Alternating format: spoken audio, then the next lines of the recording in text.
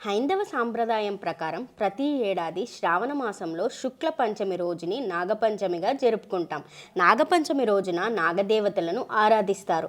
నాగదేవత ఆశీర్వాదం పొందితే చాలు పలు దోషాల నుంచి విముక్తి పొందవచ్చని పండితులు చెబుతున్నారు. నాగపంచమి రోజున శివయ్యకు కొన్ని వస్తువులను సమర్పించాలి. అంతేకాదు కొన్ని వస్తువులతో శివయ్యను ఆరాధించాలి. ఇలా చేయడం వలన కాలసర్ప దోషం నుంచి ఉపశమనం పొందవచ్చు. నాగపంచమి రోజున శివలింగ తేనెతో అభిషేకం చేసి నైవేద్యంగా తేనెనే సమర్పించాలి. ఇలా చేయడం వలన ఆర్థిక ఇబ్బందుల నుంచి బయటపడతారు. విద్యార్థులు పరీక్షల్లో విజయం సాధిస్తారు. బ్రహ్మ ముహూర్తంలో శివలింగాన్ని ఆవు పాలతో అభిషేకిస్తే ఉద్యోగులకు ప్రమోషన్ లభిస్తుంది. అంతేకాదు మహాశివుడిని దతూరా చెట్టు పువ్వులతో కాయలతో పూజ చేయడం వలన ఆయన ప్రసన్నుడవుతాడని, ఆర్థిక సమస్యల నుంచి విముక్తి కల్పిస్తాడని, కోరిన కోరికలు నెరవేరుస్తాడని చెప్తున్నారు.